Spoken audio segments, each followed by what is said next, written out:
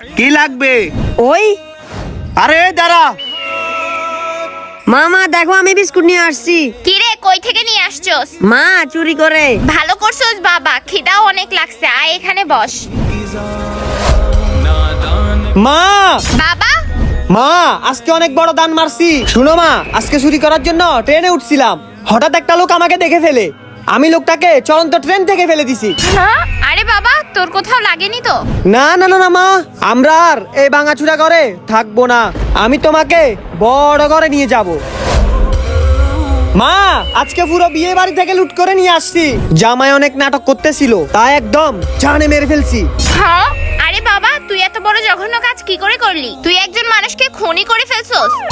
আরে মনে হয় পুলিশ চলে আসছে। মা তুমি আমাকে বাঁচিয়ে নাও।